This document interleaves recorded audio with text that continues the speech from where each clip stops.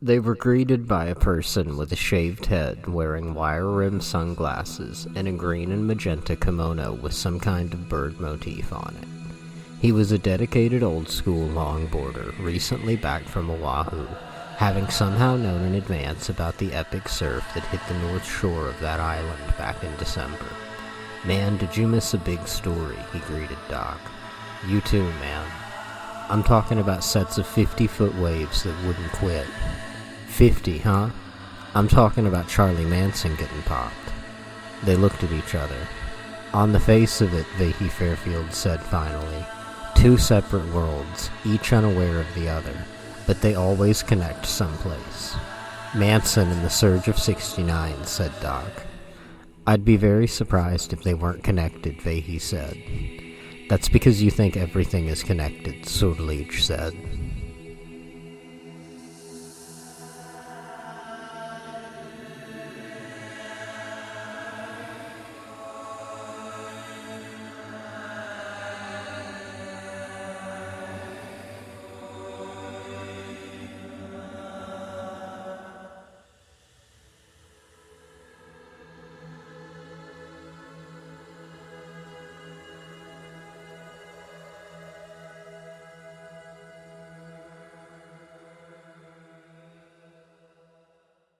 Welcome to Screaming Reverberations, a podcast traversing the histories and context of the work of Thomas Pynchon. I'm Frank. And I am Geena. In our first series, we're going to just go ahead and get right into it. This is the first episode of our very first series, which is entitled Surf's Up, Thomas Pynchon's California. What we're going to be doing here is an intertextual reading of the California trilogy, as they call it: Inherent Vice, Vineland, and The Crying of Lot 49. Our first episode is called The Beach Boys, Manson, and the Mafia. Fair warning, it may be a multi-part episode. It's definite. This is going to be a multi-part episode. In it, we will explore the connections between the Beach Boys, the Manson family, and the Mafia, with a special spotlight on Frank Sinatra. The other Frank. In this episode, we are mostly covering Inherent Vice with a few stray but important references to Vineland. Now, so you may be asking yourself, if you've read a lot about the Charles Manson case, it's like, okay, well, the Mafia, maybe, but Frank Sinatra, how's that in here? We're kind of asking ourselves the same question. We're kind of bringing these Sinatra things to everybody's attention because his name popped up so many times that we would not be doing our jobs if we didn't cover it. There are so many direct references to him in Inherent Vice. There are a number of indirect references to him in Inherent Vice. And if you really dig into the Manson lore, you're going to find that Frank Sinatra's name pops up time and time again. So he's not really going to be the focus here, but, the way I like to describe him in terms of his proximity to what we're going to do here tonight is that he's kind of like the whipped cream and the cherry on the milkshake. If you don't really want it or you don't know what to do with it, you can get rid of it because it's not why you ordered it. With that being said... So before we begin, we're going to assume that the listener has some working familiarity with who the Beach Boys are, the Manson family murders, and has read the text of Inherent Vice. As well as, some of the other Pynchon novels will be referred to, but those aren't going to be as central. So stopping and doing even basic explaining would draw this podcast out longer than it already is. Often we will cut right into things. It may seem a little bit choppy, but there is a method to our madness, or a madness in our method. It may seem a little abrupt. It may seem at points like we're following kind of like a rabbit through the underbrush. If you're willing to bear with us, I guarantee you that we are leading you to fruit. So, without further ado, let's dive into it. Right, let's get into it.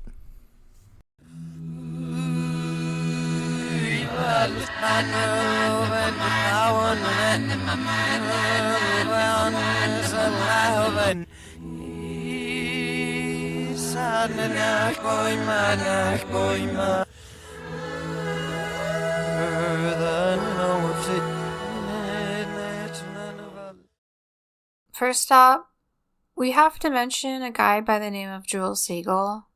Right, Jules Siegel is a very interesting figure. Jules Siegel actually went to Cornell alongside Thomas Pynchon, and in the process they became pretty good friends. Right out of college, it seems like he got a job working simultaneously for both the Kennedy and the Nixon campaigns. I cannot really figure out what he was doing. I looked around and cannot find it. I'm going to say it was probably something related to advertising, because that's something that would allow you to work for both campaigns. Like, I find it very curious that he worked for both campaigns. That's really weird. But Well, he's keeping both sides of his toast buttered. right. He's what we call an undecided voter. Okay. I mean, how better are you gonna learn what you're voting for? You gonna work for them. Right. Okay. So Siegel moved to LA in the mid-60s and was close friends with Pynchon for a number of years. He very quickly became a journalist. He became one of the first sort of like serious rock critics in a way. He was definitely somebody taking rock music very seriously at a scale that was being published very widely. He wrote two very, very noteworthy articles. One of them is an article from 1967 that was originally published in Cited, and that's titled Goodbye Surfing, Hello God.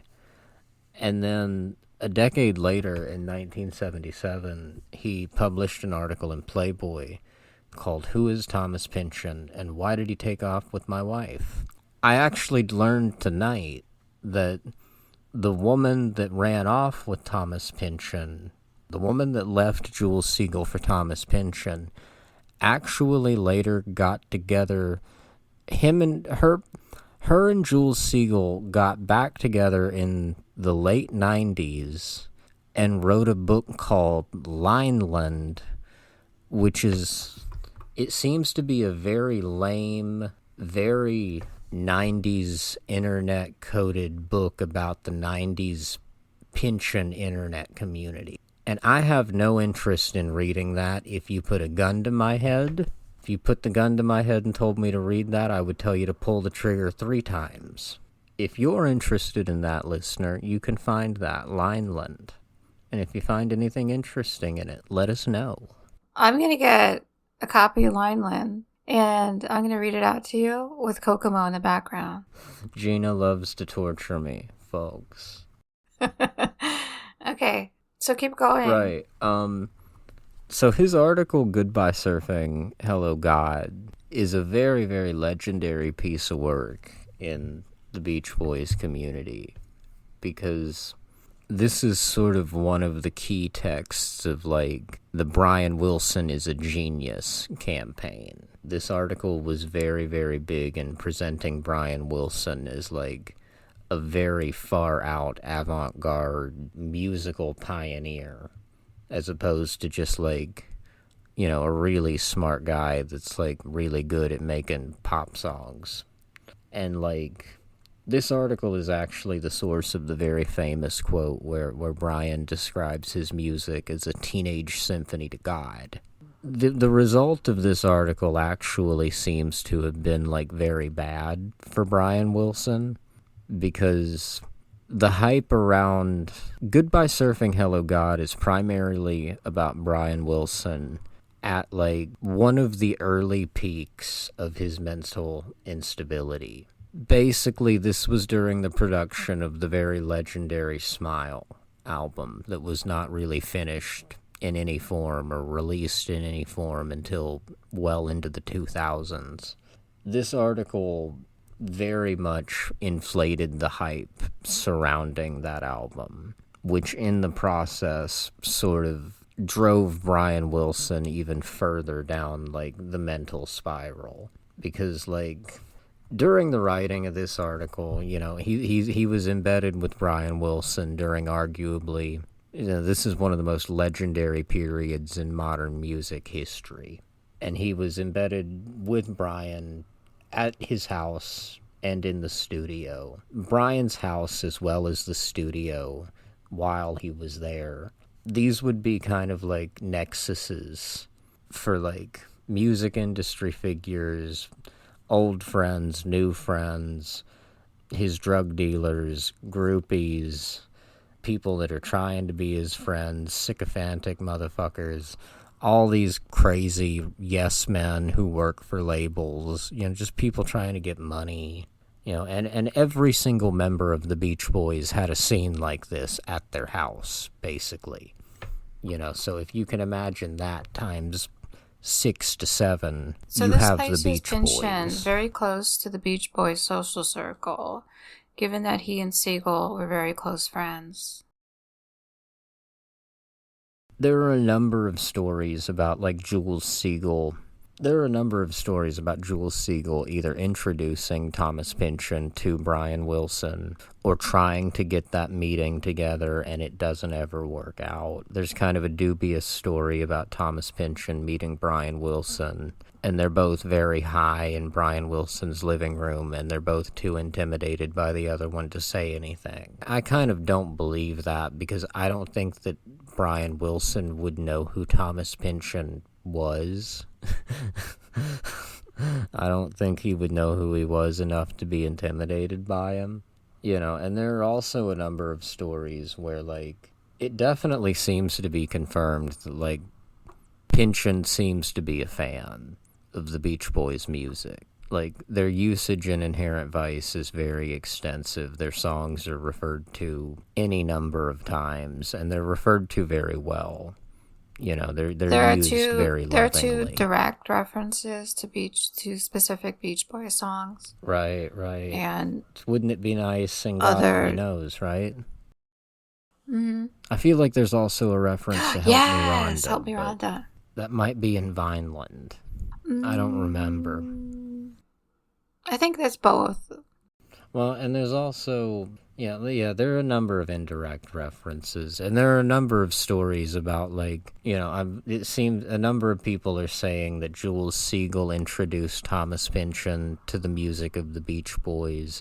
There are some people who say that Thomas Pynchon was the one who went to Jules Siegel and was like, hey, you should listen to this, take it seriously. There are a number of contradictory stories about Pynchon's relationship with the Beach Boys, but he seems to have been a great fan, and he was very, very close to their social circle. I mean, he was one step removed, it seems. Just an aside, Help Me Rhonda is in Inherent Vice at the beginning of chapter 21. How's it used? What's it say? Remind me. So this is the computer room with Fritz and Sparky. So, quote, the computer room was hopping. All the tape reels were spinning back and forth. And there were now twice as many computer screens as Doc remembered, all lit up, plus at least a dozen TV sets on, each turned to a different channel.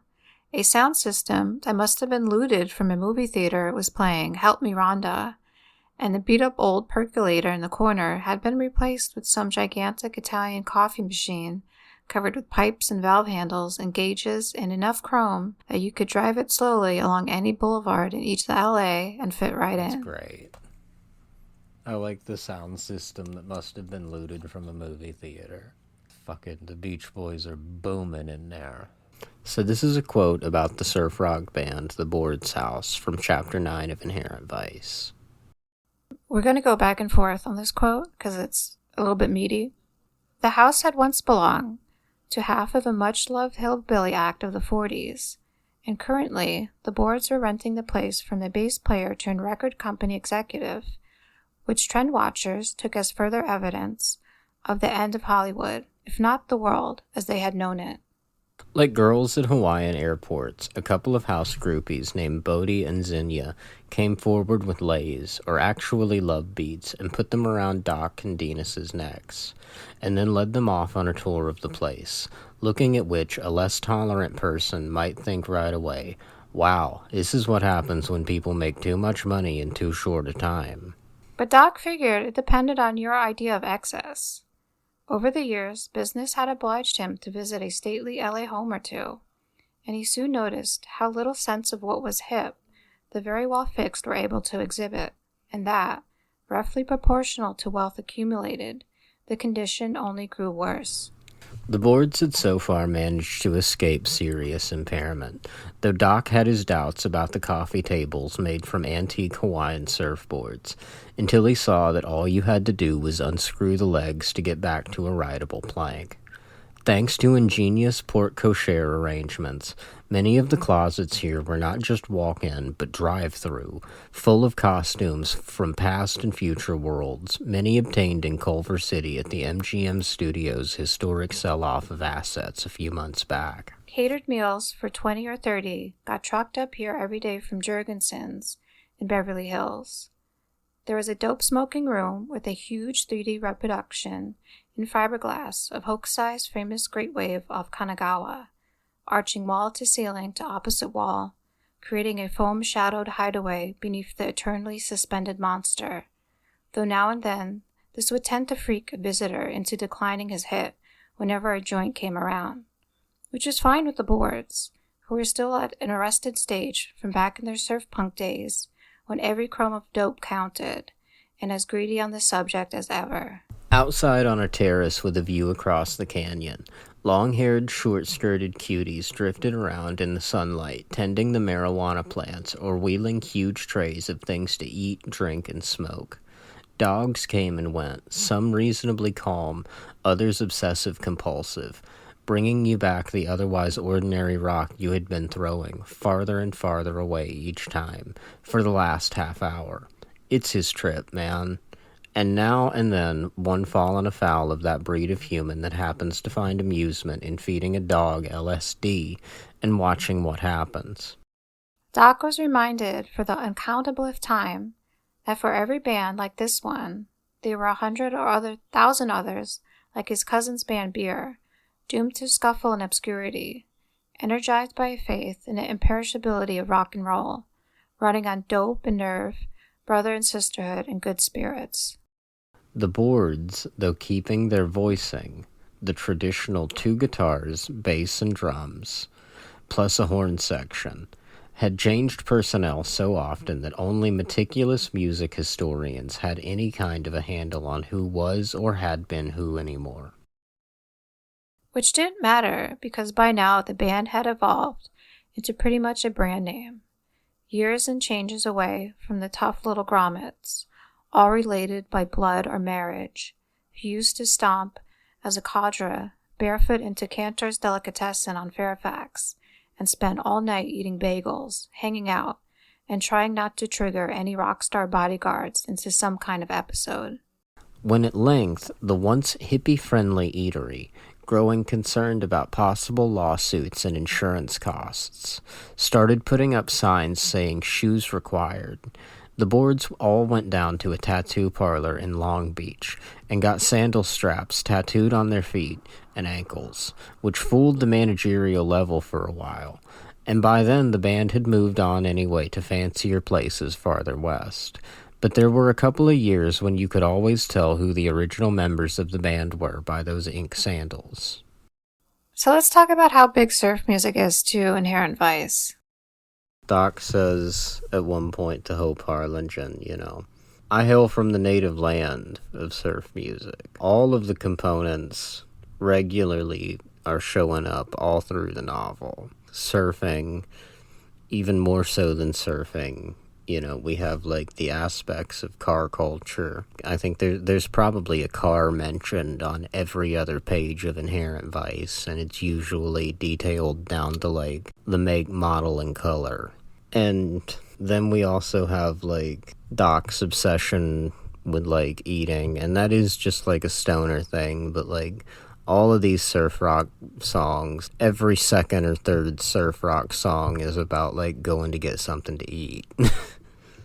It's about going to get a sandwich or a burger or something. And then you've also got all of the women of Inherent Vice. You've got all of these California cuties. So it's all of these things that you would write a surf song about, they're all right there, which that's just a component of it being like surf music is California, Inherent Vice is California. Still, the resonance between surf rock and Inherent Vice, it's like very, very, very powerful.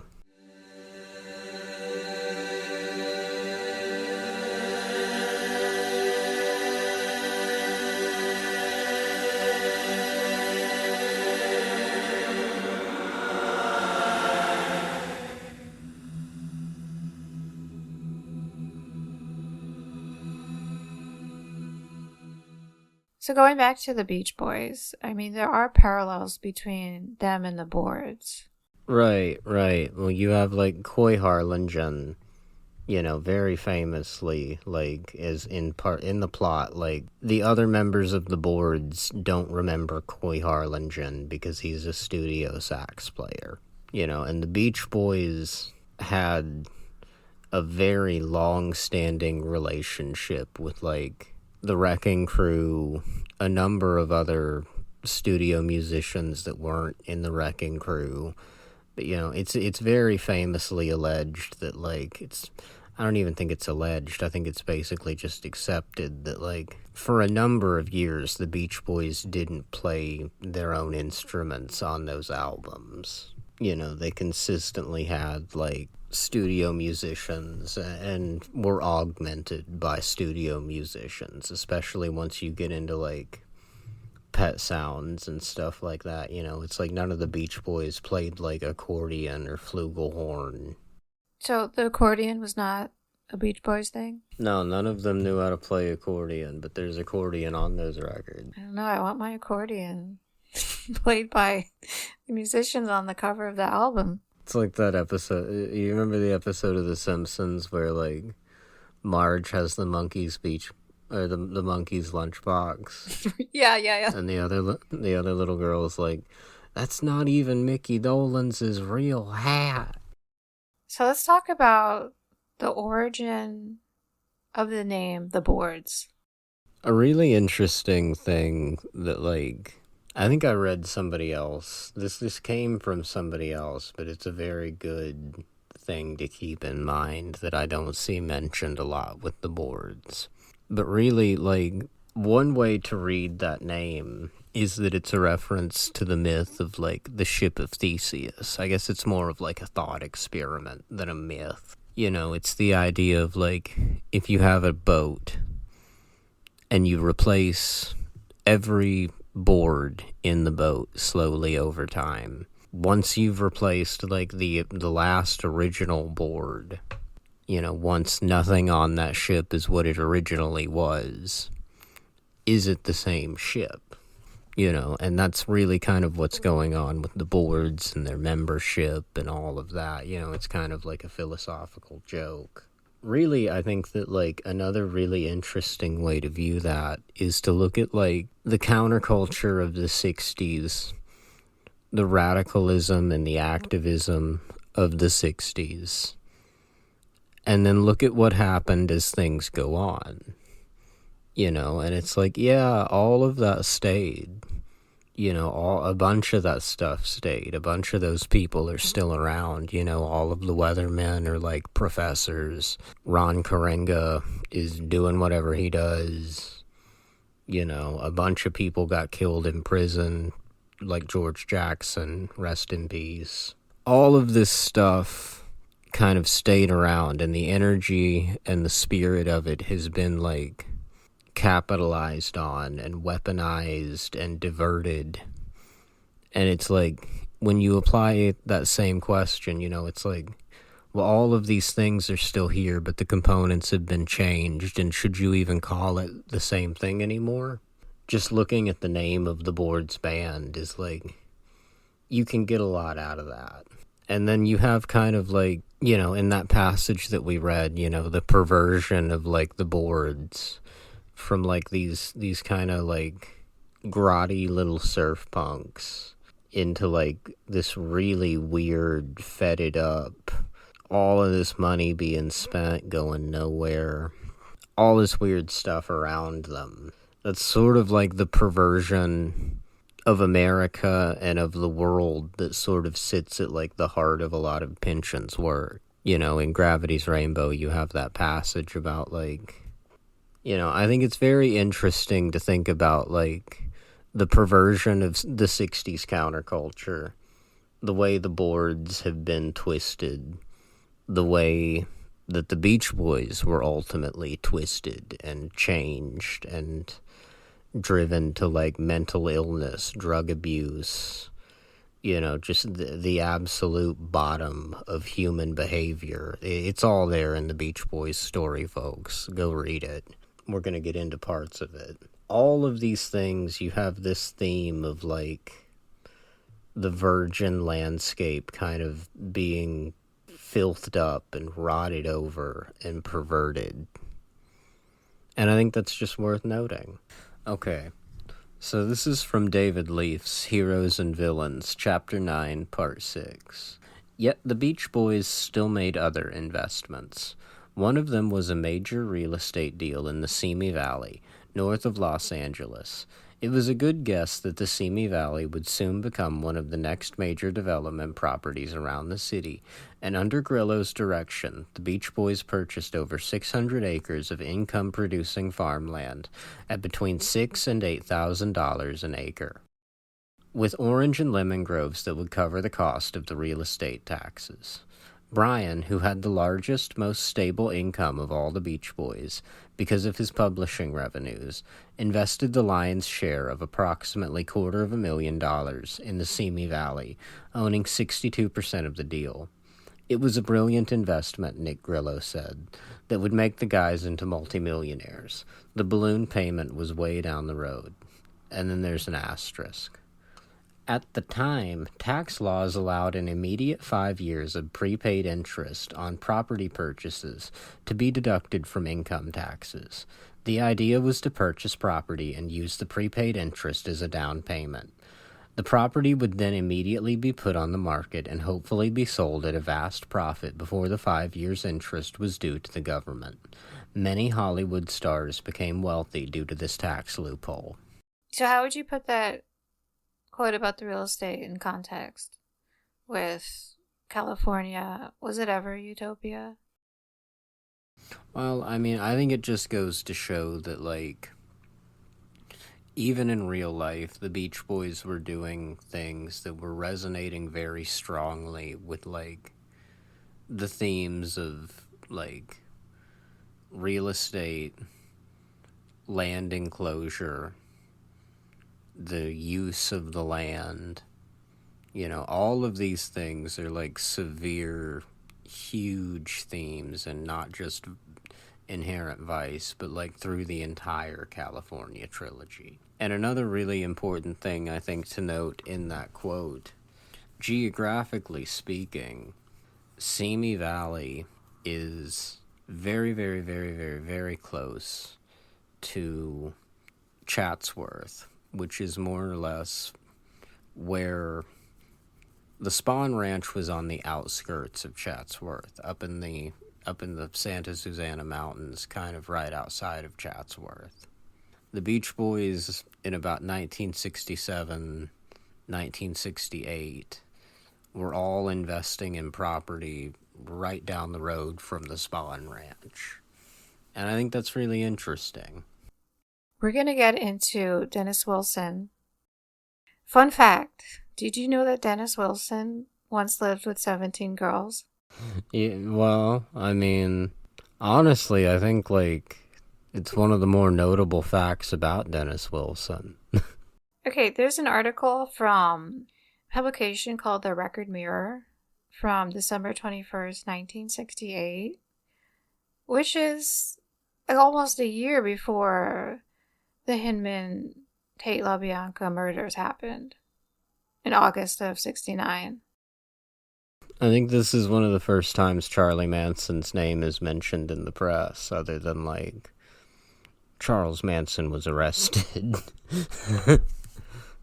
So this article is called Dennis Wilson, I Live with 17 Girls. And we are going to read a snippet from it with a great title called Crude Sax? Question mark? We may as well go ahead and say it here, you know. We may as well go ahead and draw the line since we know the title of the article now. Is a very interesting reference to, like, the very shitty saxophone playing on surf sax songs in Inherent Vice. You know, Doc talks about how some of the worst blues playing on record will go down on the karmic rap sheets of surf sax players. So just hold that in mind when you think about, like, the fact that this article has a section called Crude Sax. I can't help but, like, anytime I see it, it's like I hear it in a funny voice. It's very punny. So we have another meaty quote from this article. We're going to go back and forth with it. I'll start. Crude Sax, which brought me to the most disappointing Beach Boys track of the year, Transcendental Meditation, on the Friends album. What was the idea behind that amazingly crude bit of saxophone playing? Well, we wanted to get away from anything that sounded too pompous, too religious. It would have been easy to do something very peaceful, very Eastern, but we were trying to reach listeners on all levels. The guy who played that sax didn't blow my mind, but he had a certain quality of, come on, let's try transcendental meditation. And listen to the chord structure, it says a lot.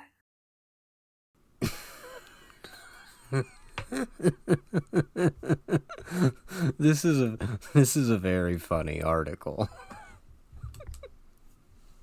I'm trying hard not to laugh. I'm in my serious reading voice. I still believe in meditation, and I'm not experimenting with tribal living. I live in the woods in California, near Death Valley, with 17 girls. They're space ladies, and they'd make a great group.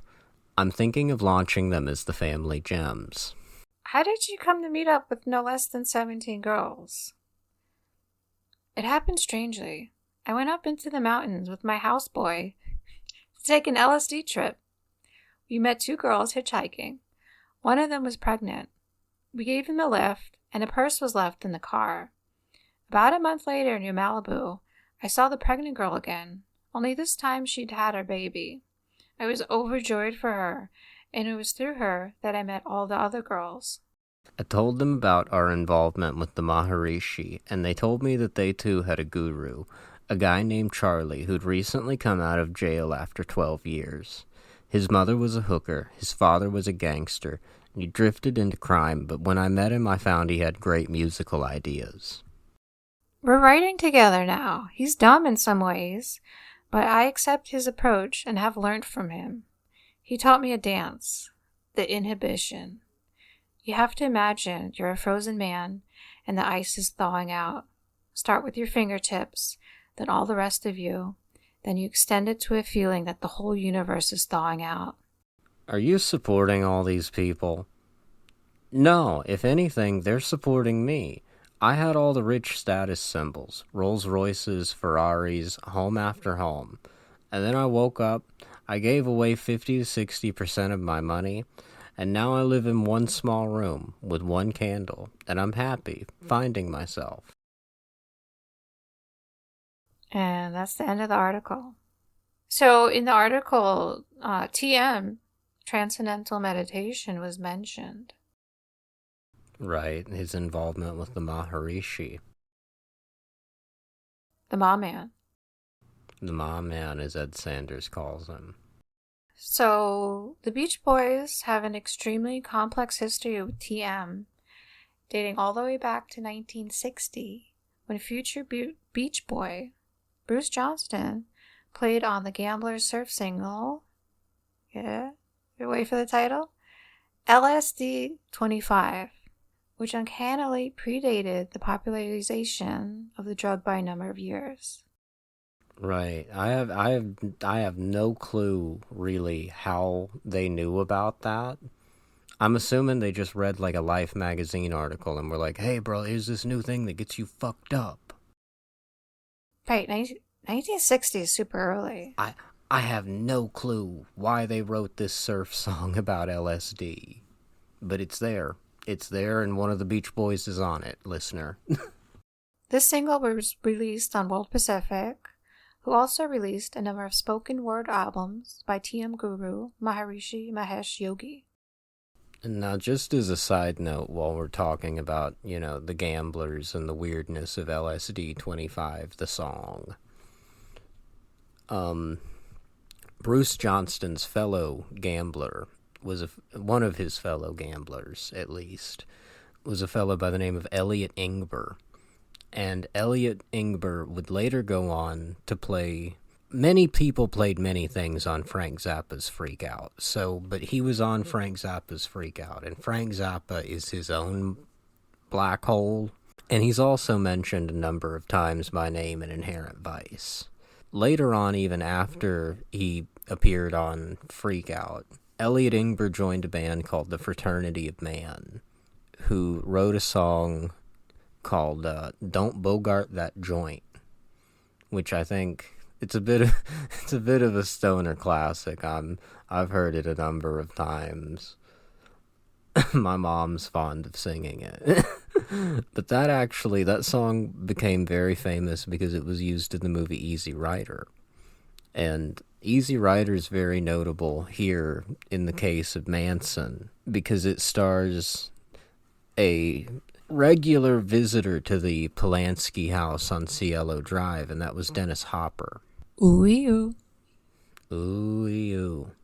And then, just as another side note, while we're looking at Bruce Johnston, a really interesting thing is that Bruce Johnston and a number of other people kind of involved in the surf rock / LA music community, among them a duo called Jan and Dean, who were fairly legendary in surf rock circles. All of these guys were actually very good friends with a guy named Barry Keenan, who was kind of a rich kid LA stockbroker who in, 1963? Correct. That was 1963.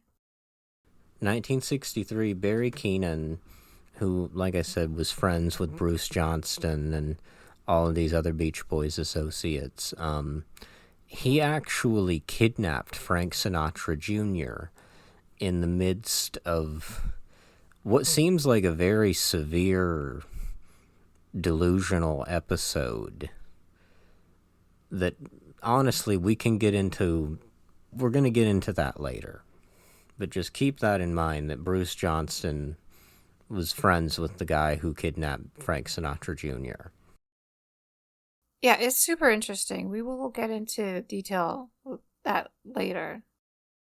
It is a very weird, very interesting piece of history. What about Dennis and TM? From what it seems like, at least, how the Beach Boys, the exact story of how the Beach Boys got involved with TM, it seems that there seem to be, like many things in Beach Boys history, a number of stories.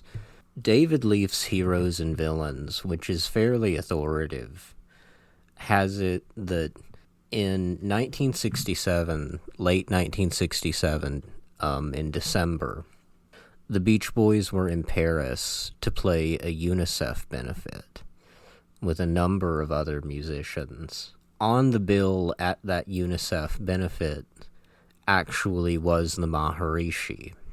The Maharishi's fame was kind of just like starting to crest. He was sort of just becoming known in the West. And the story in Heroes and Villains is that Dennis saw the Maharishi with John Lennon and Paul McCartney in the crowd, and then went up to them and started talking with them. Dennis seems to have gotten right into it right away. Like, Dennis says that he felt a great spiritual feeling when he shook the Maharishi's hand. So it's like, Dennis honestly is not the man to put around a guru of any stripe, it seems. Like, you're gonna sink that ship. Like I said, he hopped onto the TM train within fairly short order and was given a mantra and instructed within the next few days. and then got the rest of the band into it. And they went on to write, like, several songs about it. They have an album from the 70s called the MIU album, and that's the Maharishi International University. Alright, so Dennis wasn't the only TM Maharishi crazed member. No. Do you want to talk about future MAGA Republican Mike Love? Yeah. Everybody in the Beach Boys got into TM to some degree or another, but Mike Love went very, very, very, very, very hard into TM. I'm not entirely sure about it. I'm pretty sure, like, Mike Love did the George Harrison thing, and he's just like an outright Hindu now. You know, like, Dennis and Brian didn't really stay with it, like, all that passionately. Like Dennis kind of was into whatever you put in front of him. Carl Wilson sort of went on to become associated with a number of other New Age movements, but they weren't TM. Mike Love, to this day, is like a huge TM donor. He's a huge TM guy. Like, I think his version of the Beach Boys play, like, TM benefits and stuff like that. I know he learned how to... He's like a TM instructor. So, Mike Love went with the Beatles to India in 1968. Right, he did. Mike Love was there, you know, the entire legendary incident of the Beatles in India. Mike Love was one of the other musicians that was there with them. So also with Mike Love and the Beatles was, drumroll, Mia Farrow and her sister Prudence. And this was after Mia finished filming Rosemary's Baby. With Roman Polanski, yes. While they were all in India together, so Prudence Farrow winds up inspiring the Beatles to write Dear Prudence. And then the Maharishi winds up pissing off John Lennon severely. And John Lennon leaves and sort of distances himself from TM for the rest of his life. But the song he writes as a result of that is a song called Sexy Sadie, which would actually go on to become the nickname of Susan Atkins, who was the woman... I mean, Susan Atkins killed a number of people on the behalf of the family, or at least testified and confessed that she killed them. I don't know what the actual story there is. All of these things, you know, the Beach Boys and Mia Farrow, who at the time, it's worth noting, we have to note here that we should have noted earlier, but, you know, Mia Farrow at this time was married to Frank Sinatra. They actually got divorced during the making of Rosemary's Baby, due to the making of Rosemary's Baby, because Frank Sinatra wanted her to be in a movie he was making called The Detective. She stayed and made Rosemary's Baby, and then immediately afterwards went to India with the Beatles, where her and her sister proceeded to inspire these songs that Charles Manson would later become obsessed with. Yeah, the White Album. White Album's great. White Album's wonderful. We love the White Album. I mean, I haven't killed anyone because of it. No. That's just me. No. I'm... To quote Apocalypse Now, I can neither confirm nor deny, nor would I be willing to with such an operation. Oh, you're just trying to build a mystique. Okay, now we're cooking with gas. No, I killed somebody because of Let It Be. You gotta follow the long winding road, and then you say, "Hey, Jude." I'm not. I have separated myself from this bit like a minute ago. Totally disassociated from it. All right, so getting back on it. We are cooking with gas. We're doing cooking all right. some kind of gas. All right, so getting back to business. So getting back to business, shortly following their return from India in early 68, the Beach Boys embarked on a disastrous tour, co-headlining with Maharishi, with one set being the Beach Boys and the other set being a lecture from the Maharishi himself. It's a night to remember. Right. So it was canceled after only 5 out of 27 shows. Something like that. 5 out of 27. Lost like $500,000. In 1967 money, 1968 yeah. money. That's like $4 or $5 million or more. I want to find the quote from Mike Love real quick, because there's a very funny... Mike Love got mad at one of the audiences. Mike Love admonished the hecklers, adding, "I know there are a lot of young people here, but you're going to get older, and I know you're going to want to remember the Maharishi at Iona."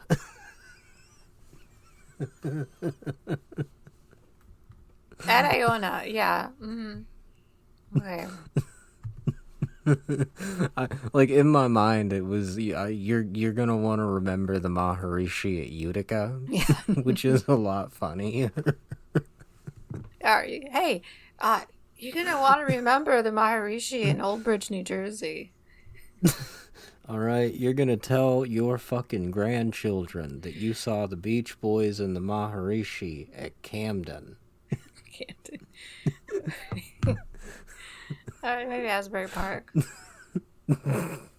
Alright, so further along with this Beach Boys stuff, so during the tour with the Beach Boys, the Maharishi was primarily concerned with the making of a TV documentary about himself, being made with a company called 4-Star Television, a subsidiary of 4-Star Productions, a company associated with, another drum roll please, Ida Lupino. Right, she was one of the 4 stars. Because that title was very literal. It was called that because the 4 people who founded the company were 4 movie stars. Ida Lupino is of note, not because she's a very attractive, talented and woman. A very good actress. Yeah. Yes, very talented. But she was mentioned by name during Doc's visit to Sloan Wolfman. Right, she gives Doc a very Slothropian hard-on. Okay, another tidbit. 4-Star Television was also responsible for the production of... Drum roll. The Big Valley. The Big Valley. The Big Valley, folks. Which Scott Oof's band Beer is trying to play, or they're trying to learn doing a cover during Doc's visit to his Aunt Reed. And see, I think that's, again, it's worth noting that, I feel like when the Big Valley song is deployed in the book, at the end of the day, one of the lines that he puts to that song, because the Big Valley's theme has no lyrics, the lyrics are made up by Pynchon. There's a very interesting line in the song where Scott Oof sings, "There's always more of the Big Valley." And I think that really, that speaks a lot to the novel's themes of, California land use, and this kind of, manifest destiny, moneyed attitude that it's there's always more. There's always more. There's always more. It's the root fucking dysfunction that people talk about when they talk about California. We came all the way across this country, and we finally hit the end of it. And you realize that there isn't any fucking more of it. And that kind of drives you a little crazy.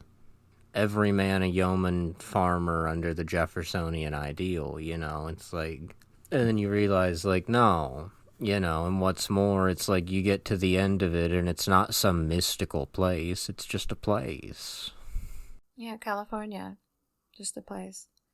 Full of nightmares. Fucking assholes. Full of nightmares and passionate, violent crime. But anyway, back to transcendental meditation, right? the Beach Boys continued their visible association with the movement, up until the late 70s, which, like I said, I think Mike Love probably still uses his incarnation of the Beach Boys to, play TM things. But the Beach Boys, I mentioned their album, the MIU album, which is a god-awful record title, even in the Beach Boys' history. And they have albums titled things like 15 Big Ones. The MIU album is actually kind of interesting to Inherent Vice, it's worth noting, because the MIU album was actually recorded at MIU. And MIU is actually located in Fairfield, Iowa. I don't really know why TM chose Iowa. I'm not sure really anybody does. TM's world headquarters is located in Fairfield, Iowa.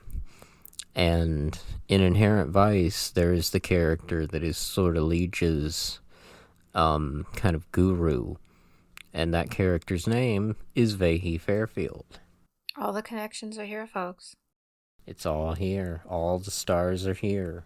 What's worth noting about the Fairfield campus? Well, the Fairfield campus, honestly, they've done some good work on this.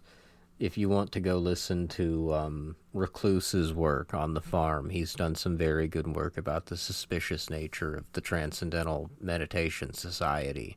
They have got a very, very long history of basically human trafficking. There's Fairfield, Iowa is very noted as being like a weird fucking place. And the TM movement have been accused a number of times over the years. They've been taken to court and the people have won. They bring people there essentially kind of under it's like what you hear more about happening in Dubai or the Gulf states. They bring these foreign people there. They usually, they bring immigrants or people that aren't American that are associated with the TM movement. And once they are at the Fairfield campus, from what I understand, all of their immigration paperwork and identification and all of the things you need as an immigrant are then taken away from them and they are essentially put to work around the campus. And from what I understand, I think they're even shuttled between various TM institutions. TM is a very weird, suspicious, fucking I don't fuck with it society. Those people are very, very, very nefarious. Coming back to Mike Love. So in 1978, Mike Love spent 6 months in Europe learning levitation techniques from the Maharishi. This was somewhere in Switzerland. If my...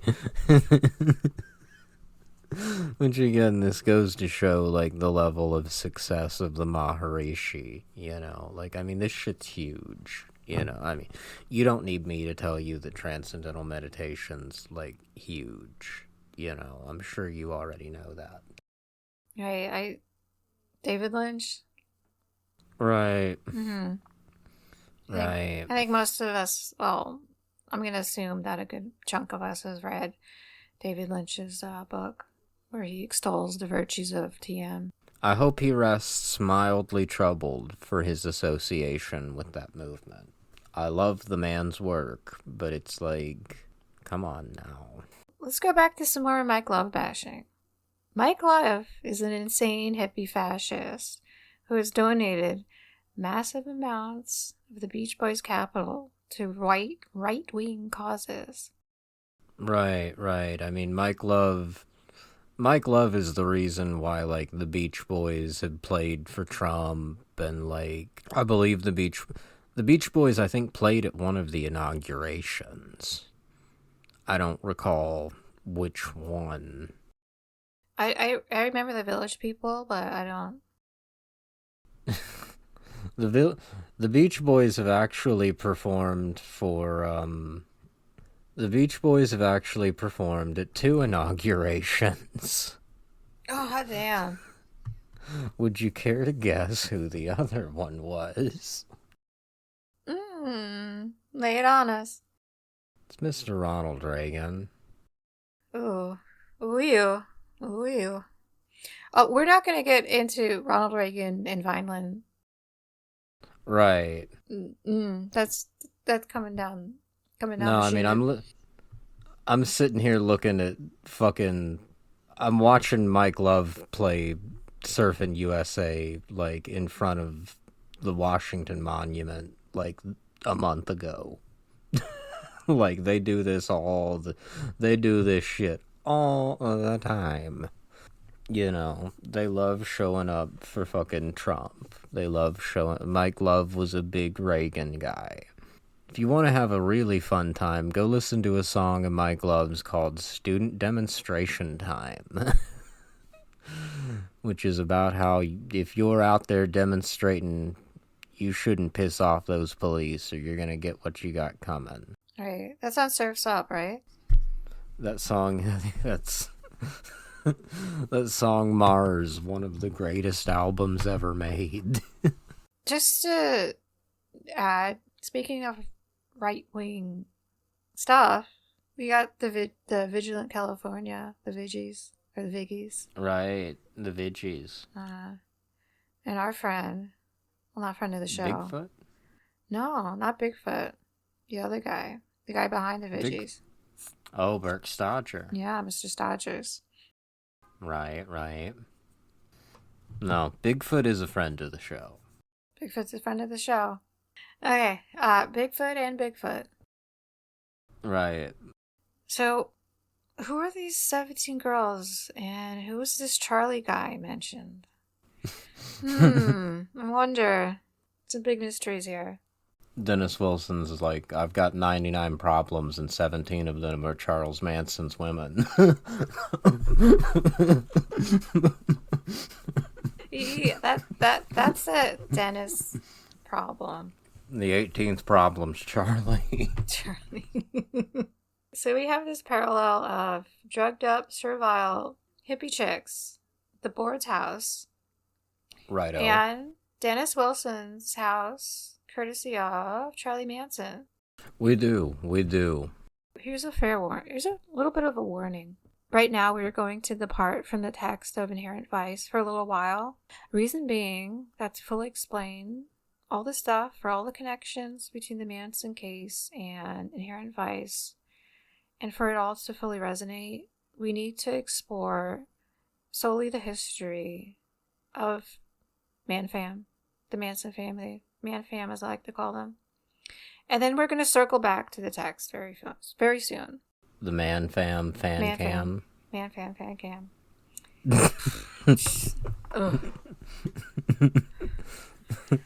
Sorry. It's like footage of Charlie and the girls set to like a Carly Rae Jepsen song. That's cursed vibes there. Somebody's already made it. Yeah. Well, yeah. We don't doubt the creative strength of Tumblr girls here. R.I.P. Tumblr. I mean, Tumblr lives on, right? I can't say There's still people still on Tumblr, yeah. All right. Think of the Manson family more as a prostitution service, and less of like a disorganized group of so-called like brainwashed, broken people. Right, or like a cult. And also keep in mind the role of sex workers and trafficked women in Inherent Vice. Right, because they're all over the novel. You know, all of these women who are kind of like... And it's worth noting, you know, that it's like a lot of them are like very similar to kind of the girls in the Manson family. You know, like there is an element of brainwashing to like the captivity of these girls. You know, a lot of these girls aren't being kept under lock and key. You're there because you want to be, you know? Like, any of Manson's girls could have, like, walked out at any time they wanted to. Any number of people walked right out of the family. There are cases throughout the history of the family as such where a few of the women would just They would leave and they would come back and get severely reprimanded. And then some would, especially toward the end with the Barker Ranch, there were a couple of girls that walked dozens of miles barefoot to, get the fuck out. So do we want to get into the story of, like, how Dennis came to know the girls and, like, the problems that are presented with that story? Yes, we do.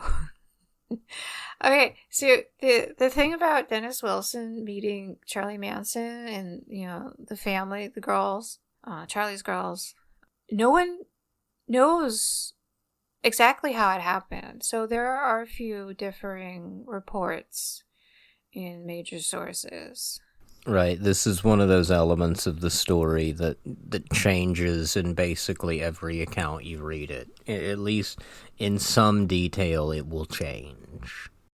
The thing is to keep in mind about the Manson family and the set of events that they, helped kick off, triggered, perpetrated.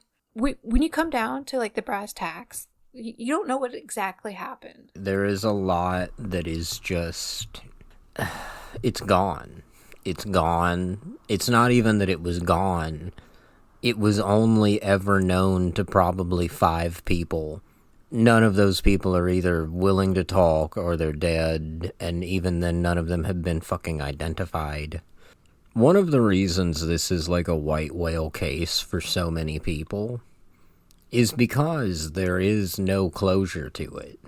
I don't think you're ever going to fully achieve closure on the Manson case, just because whatever was done there was done basically successfully.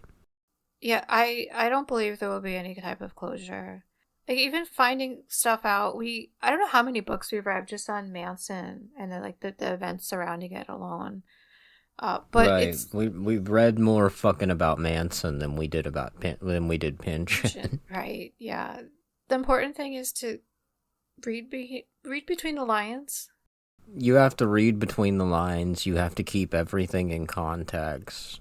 You have to remember who is saying what and why they might want to say that. Yeah, and when and in what what context? Where are they? Who's right? Who are them? they talking to? It is absolutely fiendish. I just want to interject that the Manson family thing just kind of feels like the memory of a nightmare that was, like, caused by, like, a horror movie you've seen as a kid. Just trying to piece it together. But it's still too horrible. It is. It really is. I'm transfixed by it. Like, I won't lie. I could just, like, abandon most of everything I research and, like, just go whole hog into the Manson thing sometimes. It's one of those things that, like, you could lose yourself in it. Let's go back to Dennis Wilson meeting Charlie Manson. No, yeah, here, before we get into any of these quotes, I just want to say, like, I know that we did say that we were going to get away from the text, but I want you should keep in mind Dennis Wilson's story of meeting these girls while they were hitchhiking, and then go read the text to a song in Inherent Vice called... Well, it's not really given a title, but the title for it in my head is Doing What the Motorheads Do. Think about the details that we're about to read, and think about the lyrics to Pynchon's song. So this snippet is from The Family by Ed Sanders. This is from the latest edition, not the first edition. So the first edition and the latest edition are, like, really kind of 2 separate books. The new edition gets a lot of flack because they cut out the parts about the process. Yeah, and the Solar Lodge. And those are admittedly very necessary parts of that book. But there are a bunch of other things that are added into the new edition that are very interesting in their own right, as pieces of, like, as little just tidbits. I guess that's what We've called things tidbits. Yeah, especially like 1972 onward. There's a lot of information. I think there's like over 100 pages that are added. Right, and a very important thing to remember about the Manson family, a lot of the histories when they go to prison, when Charlie and the main girls go to prison, and, Squeaky and all of her escapades with Sandra Good up in Sacramento and Stockton and stuff, all of that's kind of treated like a side quest, and all of that is actually not only fascinating, but it is very, very, very important. Because, during this time, like, Squeaky and Sandra Good were running around NorCal kind of like doing any number of things. They were setting up connections with Satanist groups. They were setting up connections with the Aryan Brotherhood. Their activities up to the attempted assassination of Gerald Ford and even after that are very fascinating. Circling back to, before we circle back to the text, so circling back to Dennis Wilson meeting meeting Charlie M. So here's something from the family, the latest edition from chapter 7. Wilson, drummer and singer for the Beach Boys, was living on a 3-acre estate at 14400 Sunset Boulevard with manicured grounds and a swimming pool reportedly shaped like the state of California. The wood-paneled house had once been a hunting lodge owned by Will Rogers. Dennis Wilson had picked up 2 Mansonites, Patricia Krenwinkel and Yeller, a.k.a. Ella Bailey, the Garbo-esque beauty who had left San Francisco the previous fall with Susan Atkins in the black bus. Wilson brought the Damoiselles to his house on Sunset Boulevard for a couple of hours, and then not long thereafter, returning from a recording session at 3 a.m., Wilson discovered the black Hollywood Productions, so Hollywood, 1L, bus outside, and Manson and about 20 nubile caressing females in his living room. A friendship developed, and Manson's group underwent a multi-month mooch on Wilson's resources that drained him of about $100,000 in '68 money. So this is from Ed Sanders, The Family. This is from the first edition, the second chapter.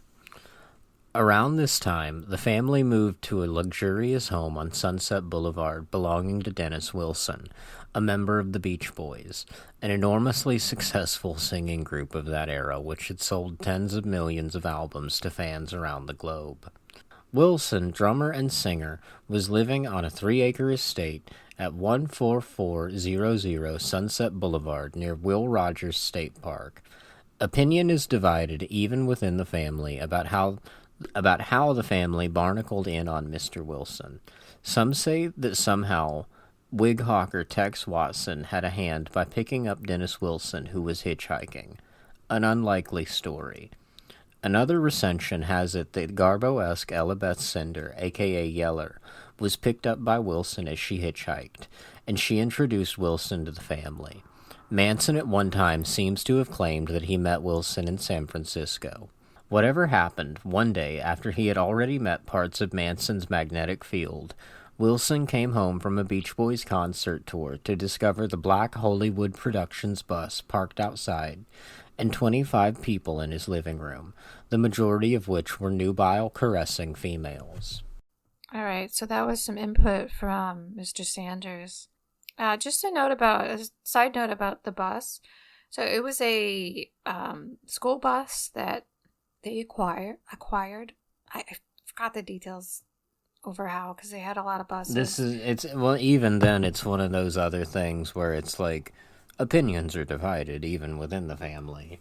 So they had this school bus, and they were parked somewhere, and they met some bikers, and the family had some black paint, and the bikers helped them paint the yellow school bus black.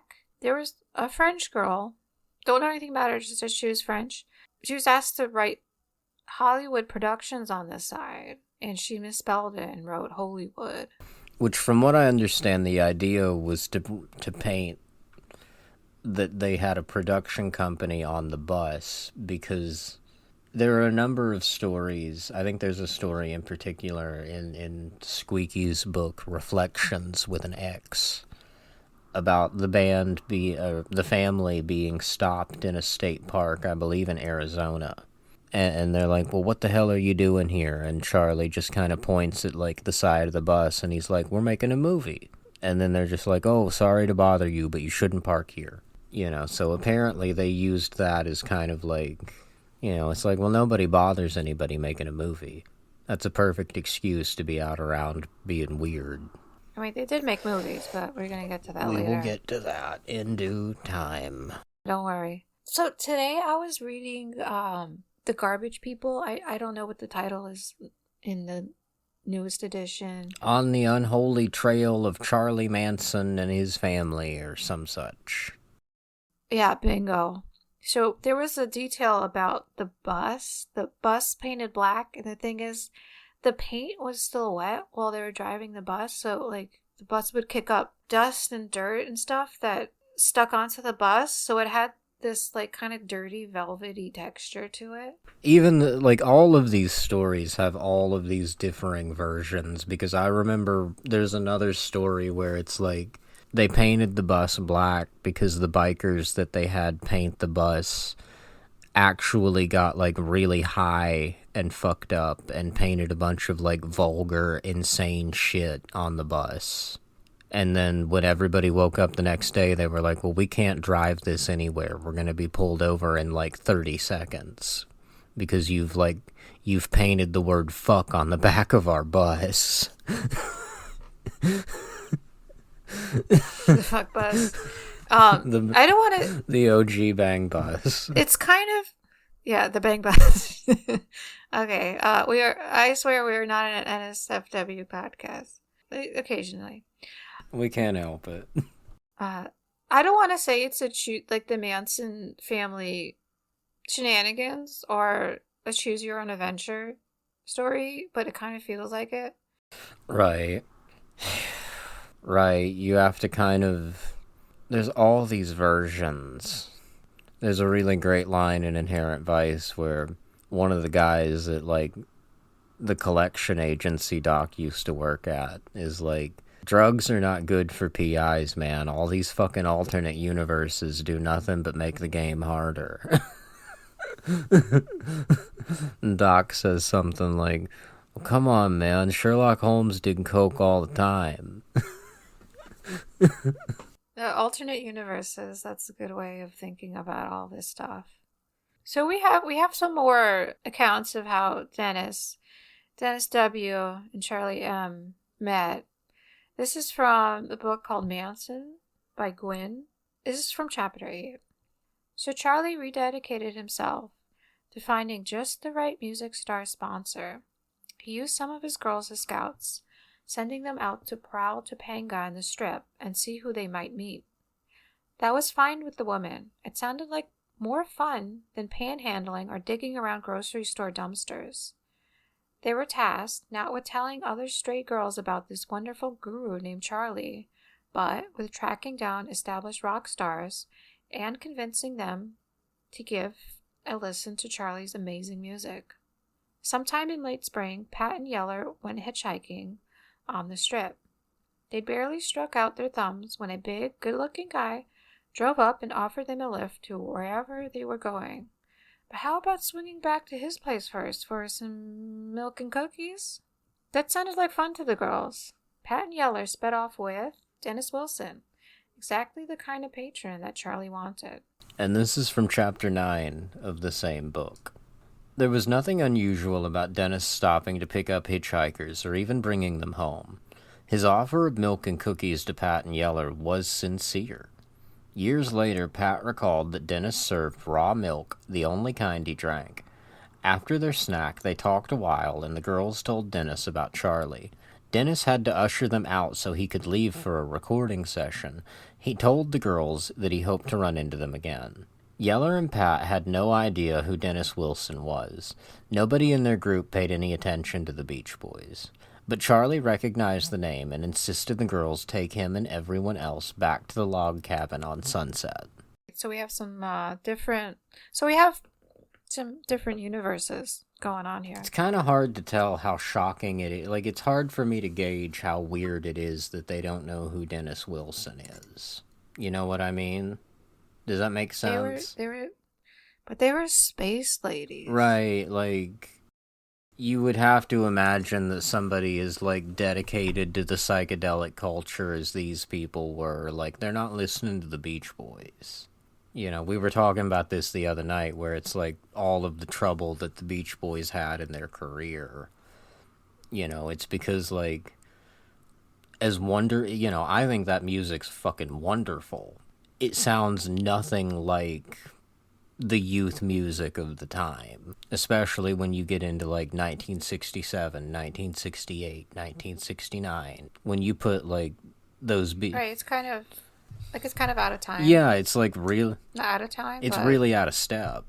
You know, it's like these aren't guitar records. These aren't like they're not even blues based. You know, and it's like that was the idiom of the time. You know, that we're talking about like Jimi Hendrix and early Led Zeppelin and the Yardbirds, and you know, we're talking about big, loud, screaming guitar. You know, even the Beatles had plenty of, like, big, loud, screaming, fuck you, acid guitar. But, you know, the Beach Boys never really played around with that. Right. Well, neither did Frank Sinatra. Neither did Frank Sinatra. He hated it, actually. There's to go on another limb here that has nothing to do with anything, which is the pattern of behavior with us. Sorry. It's fine. So, so the Doors, I think it was Light My Fire. It would be on the radio constantly, and there's, according to Frank Sinatra's valet, who wrote a book about him called Mr. S, Frank Sinatra got so pissed off at Light My Fire playing on the radio and then turning to another station and then hearing that and then turning to another station and hearing that, he kicked out the car radio with like the heel of his shoe and like totally destroyed it. Since we're already in a riff, but it's like we were talking about David Lynch earlier, and it's like that reminds me of the scene in Lost Highway where he gets really mad at the guy tailgating him. Okay, so we have one more account of how Charlie and Dennis met, and this is from Manson in his own words. Right. This book was written with Charlie by a guy named Newell Emmons, who Charlie later kind of distanced himself from, but Charlie said a lot of shit, so... For all the space and pleasures at the ranch, I would still have the urge to travel. Something inside me was always gnawing at me to look over the next hill, check around the next corner, look into the other guy's game, or just spread myself out so that I didn't miss anything. Sometimes, in getting away, I would be just like those people who came through the staircase and made their changes.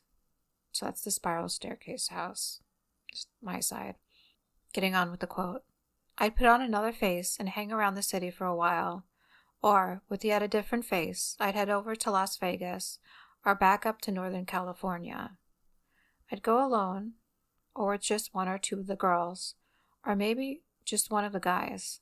Often, even if I left the ranch with someone, I might send them back alone, or I might just get out of the vehicle we were in with a see you later and go searching for the unexpected. On these excursions, it was like going with the wind. I didn't know or wasn't concerned about where I would end up. Sometimes I get involved with a bunch of bikers, sometimes with some religious nuts, surfers, hobos, actors or musicians. And if I liked any of them, I tell them to look me up later at Spawn Ranch. Some I'd see again, some I never laid eye on since. It was on one of those impromptu trips that I first met Dennis Wilson, the drummer for the Beach Boys. I had stopped by a friend's house in San Francisco to replenish my supply of grass. When I started out of the place, another guy was on his way in. My friend kept me from leaving, saying, "Hey Charlie, you two ought to meet. You're both into music."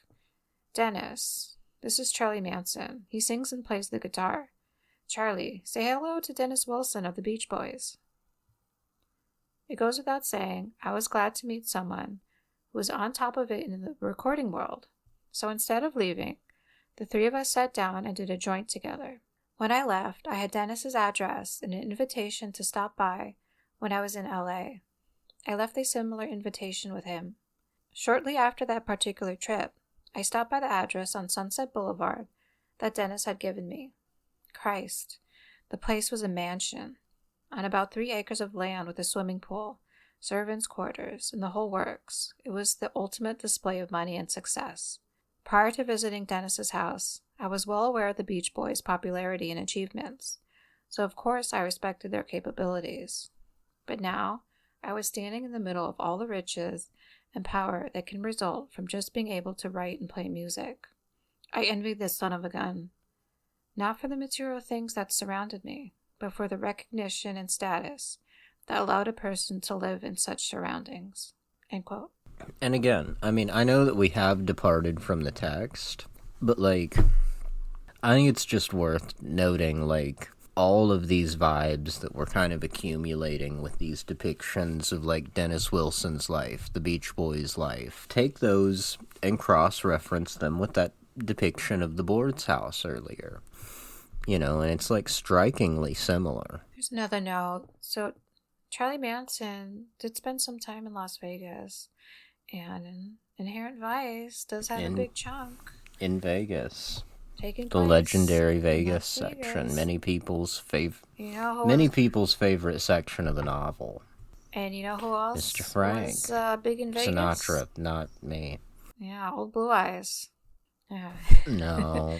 No, not Frankie. So Dennis seemed pretty important to the family. He's, well, not an official member. He was a sympathetic cousin, at least.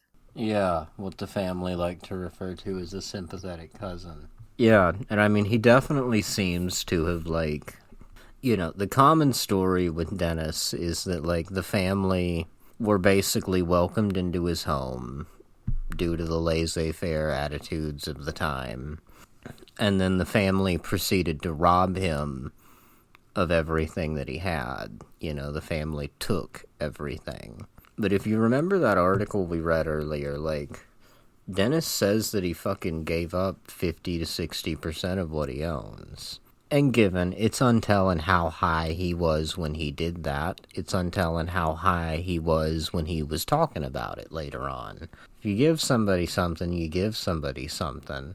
And I mean, if they're as high as you are at the time, well shit, like, it's a fairly level exchange.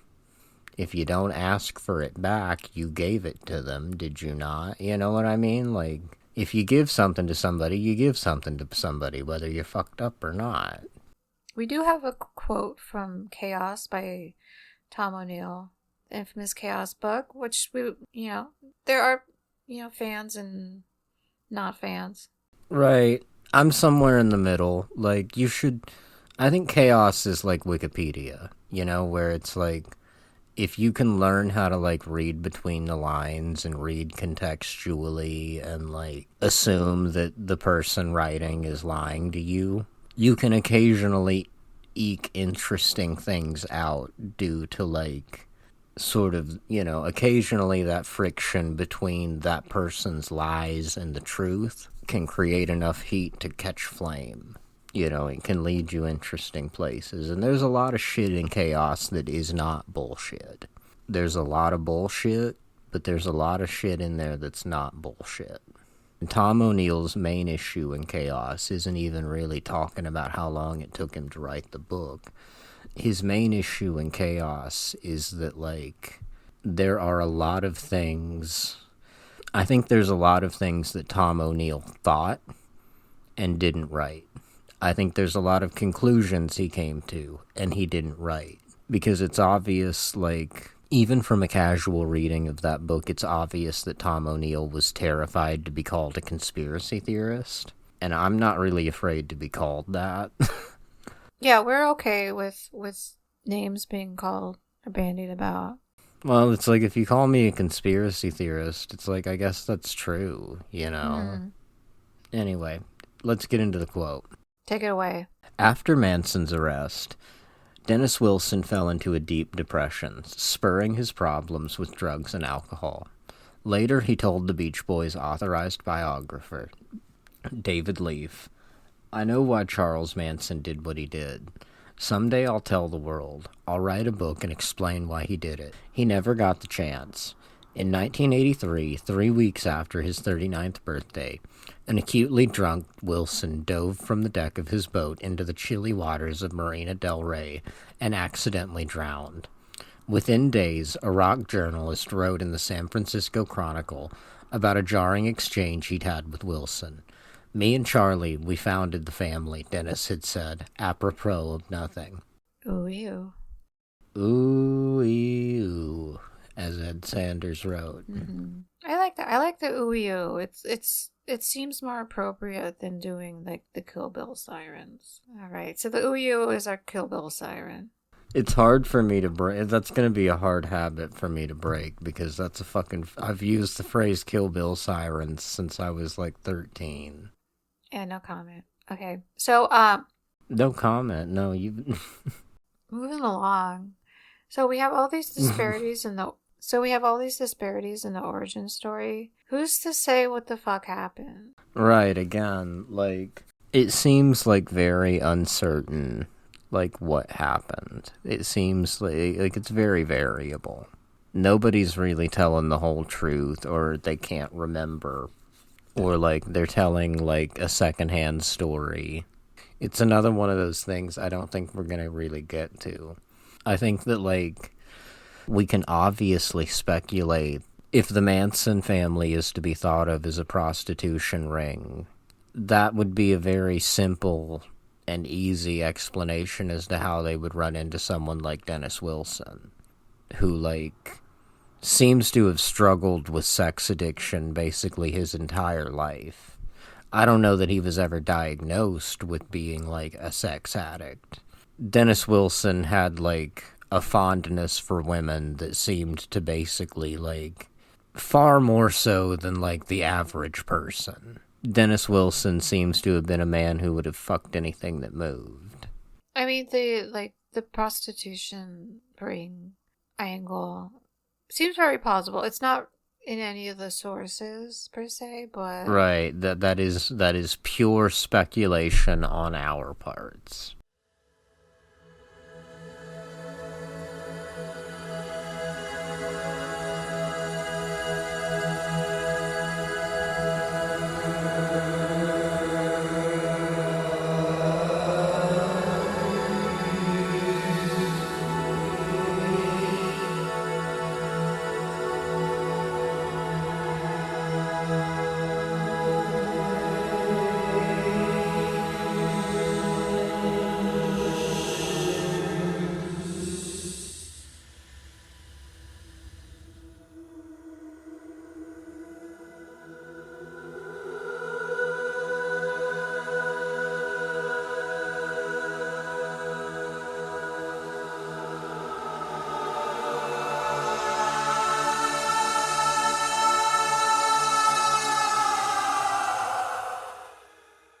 For the sake of the Mansonoid story, we are going to have to talk for a while about a guy named Terry Melcher. I mean, if you have read Chaos or Ed Sanders' The Family, or even if you just kind of know, like, a basic history of the events, then you already know who Terry Melcher is. But we're going to go ahead and sort of, like, unpack that in a way that, like, hopefully resonates a bit better with, like, Inherent Vice. Terry Melcher, just for in case you just do not know who he is, Terry Melcher was the son of Doris Day, and Terry Melcher was a big-time producer and kind of a mover and shaker in the LA rock scene of, like, the late 60s, the mid to late 60s, into the early 70s. And his career was sort of, like, derailed by the Manson murders. Terry Melcher actually got his start in surf rock. So, like, numerous articles, a lot of sources, they have cited Terry Melcher as being, like, absolutely legendary, very instrumental in creating surf rock. He got his start actually as a musician in a kind of surf adjacent, not really surf rock, but kind of surf rock group called Bruce and Terry. That was alongside future Beach Boy Bruce Johnston. He was also doing a lot of producing in his own right. He's got a very, very, very dense discography. I mean, his name's on all kinds of recordings. It's a very, very complex series. It's a very, very complex recording history. But he and Johnston were also members of a group called the Ripcords, who were sort of like a studio-based surf rock band. They were just kind of a group of studio musicians and label people who were kind of cutting records to capitalize on the surf rock craze. Their reliance on studio, they were almost entirely made of studio musicians. This is also very reminiscent of like Coy Harlingen's musical situation in Inherent Vice. When he got his start early in his career, his mom, Doris Day, actually gave him like a lot of help. He cut a number of like easy listening, kind of like 60s adult contemporary records. And he actually did some work with a guy who was very big in Las Vegas later on, and it was Wayne Newton. And I feel like that resonates because of Inherent Vice's very long section of Las Vegas. Melcher followed up his achievements in surf rock by transitioning mainly into just being a producer. He wasn't so much a musician anymore. And a lot of his work actually helped turn LA into like a recording capital alongside, probably even surpassing New York in some rights. He did a lot of records with the Byrds that are considered very instrumental in creating like not only folk rock, but also like psychedelic rock, basically kind of just is really kickstarting like the commercial presence of West Coast rock and roll in a big type of way. Terry Melcher was also a producer for Apple Records. Well, I think his relationship with Apple is like sort of complex. From what I understand, more so than like being a producer for Apple, he was sort of like a talent scout. He sort of was like funneling West Coast acts to Apple, if possible. I don't know, like, if anything ultimately came of that. What about Grapefruit stuff? Like, his primary connection with Apple is through a band called Grapefruit. Grapefruit, I know he produced one of their singles. They brought him over to England and sort of convinced him to record one of their singles. Grapefruit seemed very similar to Inherent Vice's Spotted Dick. They seem to have been like a very keyboard heavy, kind of like Moody Blues type act. I've not listened to it because it's severely not my stuff. One of these guys was actually a singer on Hey Jude. You showed me a picture of Grapefruit, the band. Yeah, Terry Melcher produced their debut album. Didn't you show me a picture? You sent me a picture of the boys in Grapefruit and remarked that if you were to think of what Spotted Dick would look like, it would be them. Which one of them is the older brother, actually, of the young brothers from AC/DC. And if you take a look at that picture, you can tell immediately which one that is. So going back to the text just a little bit, Spotted Dick stayed at the Board's house/mansion. Right, Spotted Dick are there in town as like guests of the Boards. Spotted Dick are at the Boards, and Jade's friend Bambi, or her partner in crime, Bambi, is really obsessed with Spotted Dick. So another thing to remember too is that in kind of a limited fashion as a musician, Terry Melcher's also on a number of Beach Boys records from this period, from like the classic period. he would go on to work with the Beach Boys again in a more nefarious fashion that we will get into soon. He played tambourine on the Beach Boys' Party and Pet Sounds, and I'm sure that was a very demanding day in the Hey, studio. don't knock tambourine, for man. old Terry. It takes... Hey, I'm playing it for Brian Wilson in particular. I don't know, you might be there a while. There's a very funny part in the Smile sessions where Brian's like, I don't know, man, the overtones on that Celestia are just really uncool. I can't deal with it. I don't blame him, man. Overtones. They'll get you every time. I get more hung up on the undertones. I'm laughing, but I'm muting myself so you don't hear me cackling. I can see it. She's dying. She's on the floor. Melcher... So after the Manson murders, what happened to Melcher? Like, his career took, like, a severe hit. But he did wind up hooking back up with his old buddies, the Byrds. This was kind of in the midst of the Byrds' country rock period.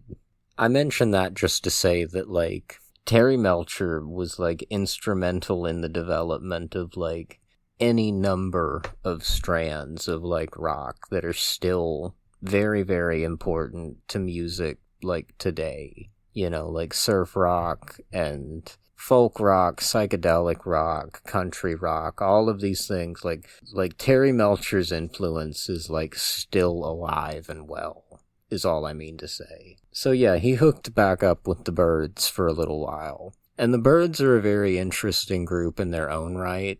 I would direct listeners, if you've not read it, to Dave McGowan's Weird Scenes in the Canyon, which we kind of did summary consulting of, but we figure that enough people have kind of been there and talked about that enough. We didn't really feel the need to do too much cross-referencing of that with Inherent Vice. Yeah, we didn't need to reinvent the wheel or break the wheel. This is no disrespect to beloved Dave McGowan. May he rest in peace. Peace be upon him. You know, however you want to amend it. We love Dave McGowan. Yeah, to the moon and back. Yep, but... See, that took me a second.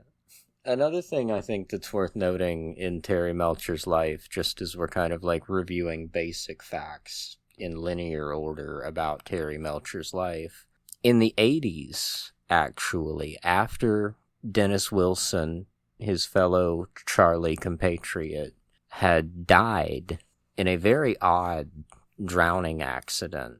After Dennis Wilson died, Terry is actually brought back into the fold of the Beach Boys, alongside TM weirdo fascist Mike Love, and accused, in my opinion, John Phillips is guilty, but member of the Mamas and Papas John Phillips, who is just one of the most disgusting fucking humans to have ever lived, I think.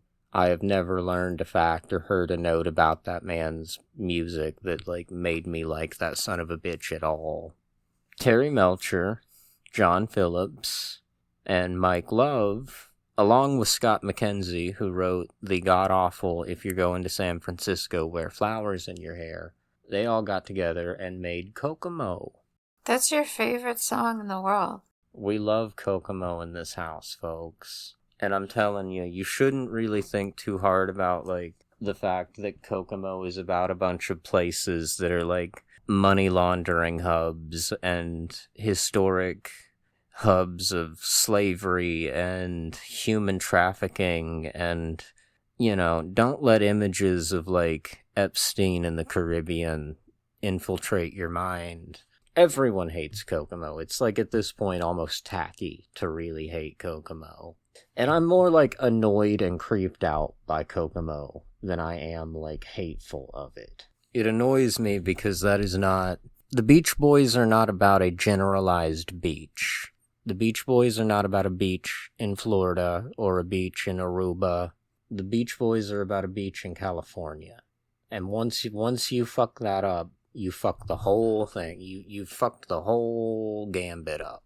You know, so Terry Melcher lived very well off for the rest of his life off the success of, like, you know, not only his hits with the Birds and so on, but, like, you know, we're talking about one of the guys that made Kokomo. He lived off Kokomo royalties forever. Let's talk about Pynchon's knowledge of Melcher. I think that this is really demonstrated by, like, if you look at the scene where Doc and Dinas and Jade are fleeing the Board's mansion and they're being pursued by this, like, very frightening Golden Fang car. Dinas is talking about, like, they're talking about, like, Southern California's lack of tolerance for, like, what they're calling weirdness. You know, they're talking about how, like, Southern California treats people who are different or, like, outcasted or so on. And Dinas says, and people wonder why Charlie Manson's the way he is. And then almost immediately after that, 8 Miles High by the Birds comes on Doc's car stereo. And now Terry Melcher didn't produce that because he was kind of involved in, like, internal disputes with the Birds at that time. But it was produced by his Columbia associate and a producer of a number of Doris Day records, a guy named Alan Stanton. I'm not going to make a joke about eating pussy right now. Just another word about Terry Melcher, or Termel. Sorry, I referred to it in the notes. You're right. As Termel. he's referred to in the notes, because I can't do TM, because Termel. TM is transcendental meditation. I don't want to steal TM's thunder. Terry Melcher, I'd say the majority of media products has been presented as, like, some guy who brushed up with the Manson family. Like, in the tumult of the 60s, like, in a haze of dope smoke, like, while tripping someday, Terry met these people, who himself, you know, in a haze of dope smoke, while tripping one day, met these people. Bugliosi, during the Manson trial, did a shit ton to launder Melcher's relationship to the Manson family. In court, Melcher testified, well, take note, high on a tranquilizer given to him by Bugliosi, that he only met Charlie 3 times. You know, obvious to anybody, like, that has read anything about this other than Helter Skelter, like, it's obvious that that's a fucking lie, you know. There are reports that Terry was out at the ranch, like, after the murders. You know, there are these reports of him out there at the ranch, like, at Charlie's feet, like, begging for forgiveness. There's so many dead ends with the Melcher story that are, like, it's obvious that, like, information was obscured or destroyed or fabricated to protect this guy. There's so much about it that it's not that it's sitting out there waiting to be unearthed, it's that it cannot be unearthed because, like, if you're gonna follow the metaphor of, like, earthed, it wasn't fucking buried. They took it out back and they burned it and they dumped all that shit in a river somewhere. All of any actual lead I think you could follow in terms of, like, nailing Terry Melcher to the cross, I don't think you're going to find it. You're not going to find the 9-inch nail that'll do it. Because, like... Closest thing we have in the popular book, so Tom O'Neill's Chaos, doesn't really portray Melcher the way Bugliosi did. So Tom O'Neill is pretty upfront about saying he's, like, constantly lying to him. Right, like, he very unequivocally portrays, like, Terry Melcher as, like, evasive and not just guilty in, like, a legal sense, but, like, emotionally guilty. Unhappy about any of this being brought up because this is a man who, like, essentially, like, performed, like, a psychological trick on himself, you know? Like, he basically convinced himself that the Bugliosi story was real, it seems. Like, I don't know. I don't want to make, like, fucking psychological assessments on Terry Melcher or something like that. I don't think it's feasible. You know, but, like, I think it's very obvious that it's, like, I don't think Terry Melcher wanted any of this out. Moving on. Dennis Wilson introduced Manson to Terry Melcher. though exactly how the two met is not really clear or even addressed in most of the sources out there. Right, like it's usually assumed just that like Manson met Terry Melcher in the course of seeking a music So career. according to the first edition of The Family, by friend of the pod, Ed Sanders, he's a friend to us.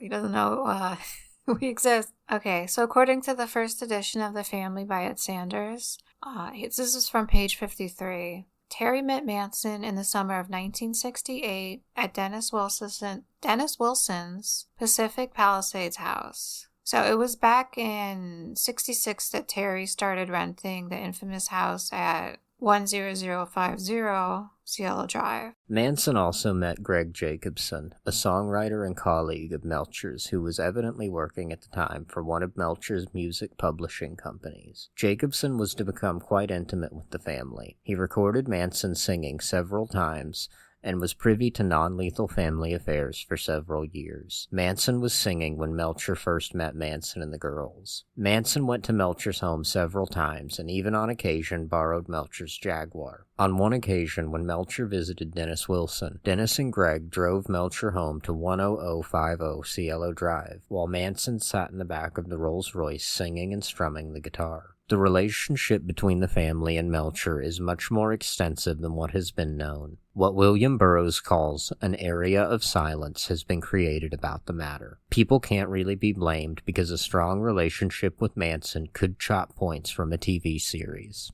I like that usage of the Burroughs quote, an area of silence has been created around the matter. And the TV series in question is Doris Day had a show. Doris Day had a number of shows. I mean, fascinatingly, listener, Doris Day had a show in the 80s called Doris Day's Best Friends that focused on animal rights. But this was actually prior to the development of the Process Church-affiliated Best Friends Animal Shelter. Ooh-wee-oo. Give me just a second and I'll tell you. Ooh-wee-oo. So Doris Day's show was literally just called The Doris Day Show. All right. And what else about? Any other fun facts? The Doris Day Show was notable for the fact that, like, from what I understand, she was essentially rooked into that deal by Terry Melcher's stepfather, who died in 1967, 1968. At some point during the events that we're discussing, Terry Melcher's stepfather died and left him with quite a bit of money. Not quite a bit of money, really, quite a few assets, but all of this was tied up in a very complex legal estate. And it seems like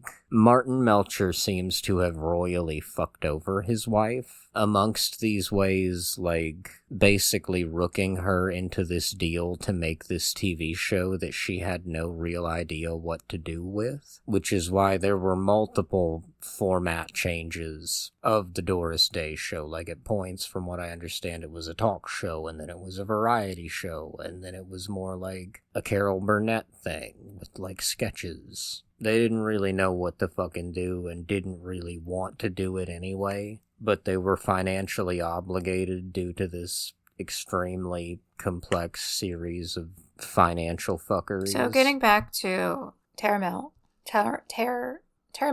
Oh, Terramel. Right. Yeah, that's what we want. Chocolate bar. That's what all the kids are eating. So Dennis Wilson was bringing Manson to the Beach Boys Brother Records office on North Ivar in LA, and he was introducing him to people. His relationship with the Wilsons went up to and included, like, being brought to Brian Wilson's house to record at his home studio. Brian apparently stayed sequestered in his room, which doesn't entirely surprise me. I think Brian Wilson would probably shit himself if he was in the room with Charles Manson. His wife was apparently deeply grossed out by Charlie and the girls and was worried that they were going to give their children diseases. Emptied entire bottles of Lysol in the bathroom, at least according to legend. There's a quote from The Family, the latest edition I'll read. It's very short. Meanwhile, the family put together an album of Manson's tunes. Not long after the case had broken in December,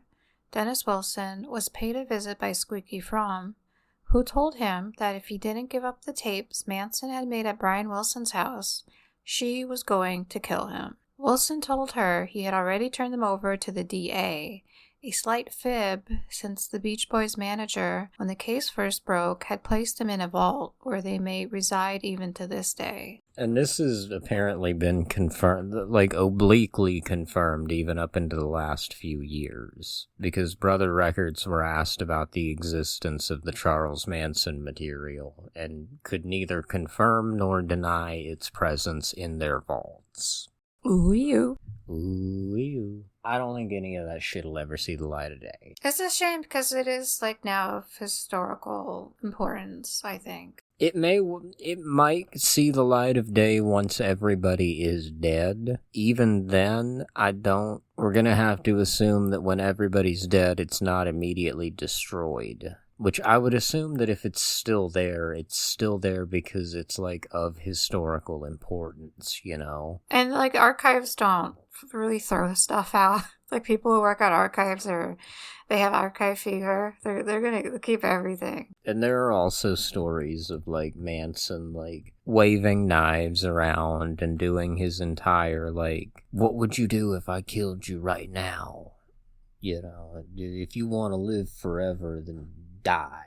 Like, he over at Brian Wilson's house, or Dennis Wilson's house, like, doing this. Apparently he laid this entire rap on Dennis Wilson, who was not very impressed. Probably because Dennis Wilson was, like, twice the size of Charles Manson.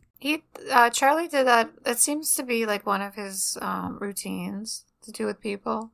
Definitely, like, kind of like a mock death type thing, or at least, like...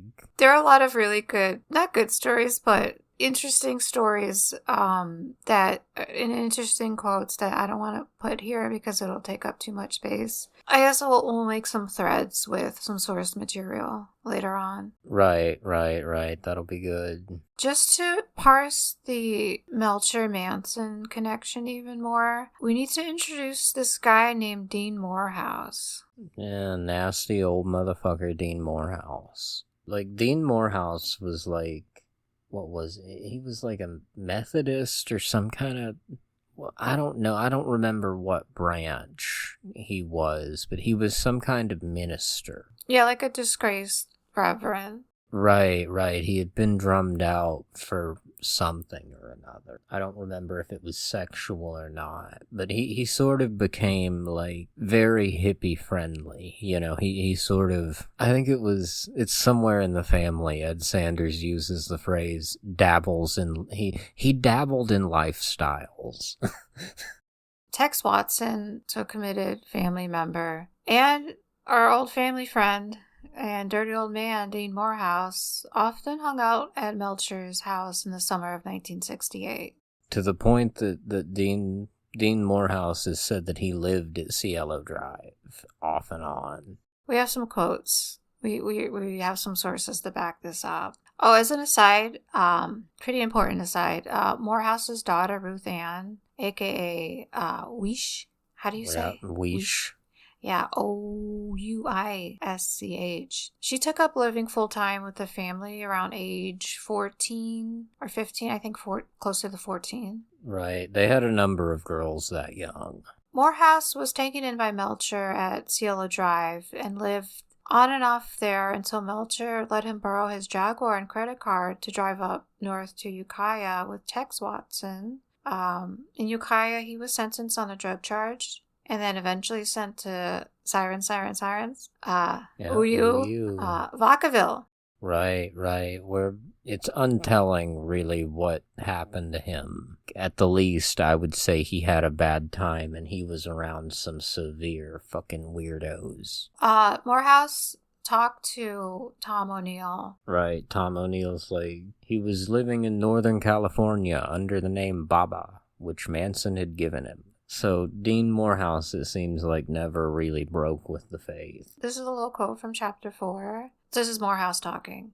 Terry was a good friend, he explained, and when I first met him at Dennis's, he said, if it's okay with you, I'll send my chauffeur down one of these days and have you come up to my house. Melcher, took me in and showed me a bedroom and said, "This is your bedroom. You can stay here any time that you want." So I was staying there off and on whenever I felt like it. And I mean, Morehouse also seems to have gotten along pretty well with Dennis Wilson. So I'll read just a little bit from, this is from Manson and Gwen. What's the title of that book? Manson, The Life and Times of, by Gwyn, Guinn.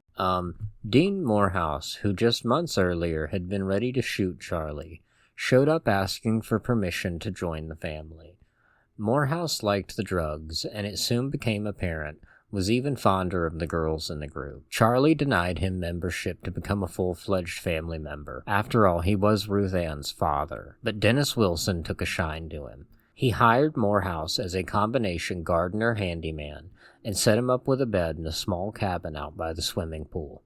Morehouse promptly became a fixture at Wilson's, prowling the grounds and reminding everyone of Santa Claus with his big belly and white beard. Soon, some of the family women began complaining about Morehouse, pawing them, and gradually he became persona non grata, occasionally called on by Charlie to run errands, and allowed just enough contact with the girls to keep him loyal. If the Manson girls are complaining about how creepy you are, you... Right. Which, like, there are other sources that say that, like, apparently Dean Morehouse got, like, really out there on acid and started doing, like, the Messiah thing himself. And Charlie was not, like, really crazy about that. Right, yeah, don't step on Charlie's coattails. Right. Don't steal thunder. Do you want to get into some NSFW stuff? Right.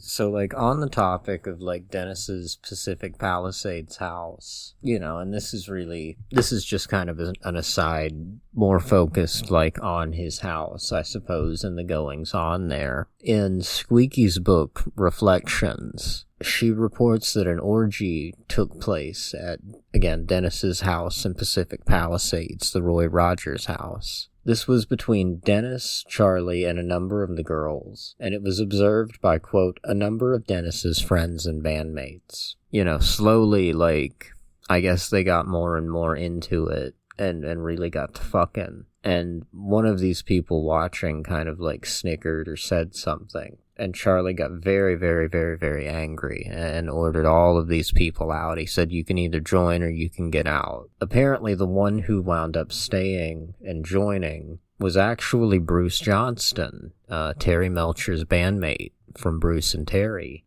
Dennis's fellow Beach Boy. And Squeaky only really finds out who he is years later, when she sees him on television while she's in prison, accepting an award for the Barry Manilow song, I write the hits, I write the music.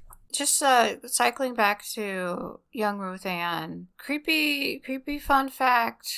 It's not so fun, more creepy. She was pursued by both Jacobson and Melcher. Right. They both had a thing for her. Right, and this is worth quoting at kind of a little bit of a length. This is also from the Manson book by Gwyn. So young Ruth Ann was pursued by both Jacobson and Melcher.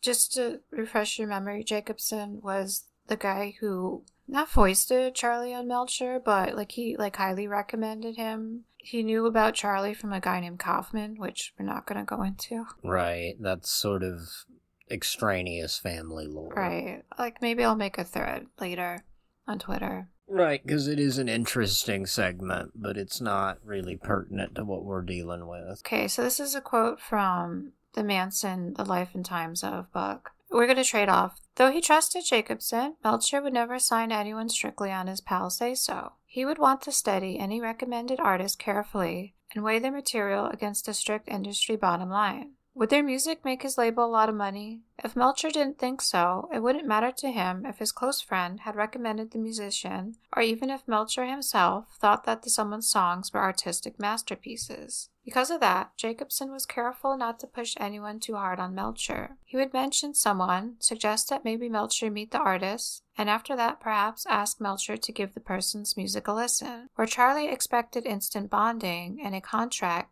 Jacobson knew that the best possible approach would be for Melcher to get to know Charlie, and then perhaps he'd permit some sort of audition. So, When Jacobson first mentioned Charlie to Melcher, he talked about this interesting guy who had a bunch of girl followers who ate out of grocery store garbage dumps. This guy Charlie could order the girls to do anything and they would do it without question. By the way, Charlie wrote songs and performed them. Melcher ought to come over to Wilson's and meet him. Melcher did, and Charlie turned on the charm, but his new target had been fawned over and pitched to by hundreds of other would-be rock stars, so Melcher wasn't automatically impressed. He didn't ask Charlie to go get his guitar and play for him.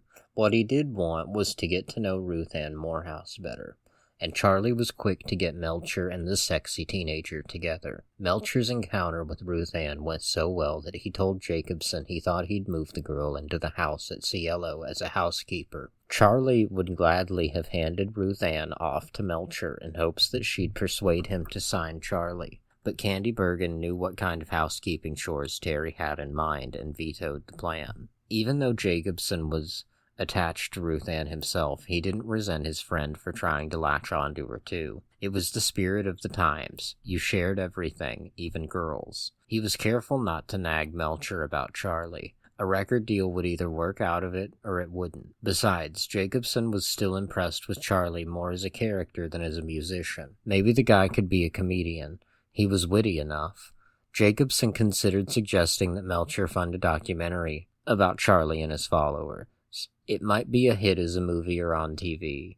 He tried to write down a film proposal but had trouble finding the right word to describe Charlie's disciples. Remembering how Charlie referred to them and how they often referred to themselves, Jacobson called them the family. He used the term a couple of times to Melcher and Wilson, and to Charlie and the group members themselves. Everybody liked it and it stuck. From then on, they were Charlie and his family, or Charlie and the Manson family. We're coming to the end of the first part. Right. Alright, so we're coming to the end of the first part. In January of 1969, Melcher, along with his girlfriend Candice Bergen, abruptly moved house from Cielo Drive to Doris's beach house at 22126 Malibu Beach Road. According to Sanders, the family, in Chapter 25, quote, while the house on Cielo Drive was empty, Greg Jacobson arranged for Dean Morehouse to stay there briefly. Tex Watson visited Morehouse a number of times while he was at Cielo Drive, unquote. On February 15th, a new couple moved into 10050 Cielo Drive, and they lived happily ever after. They were Roman Polanski and Sharon Tate. So fun.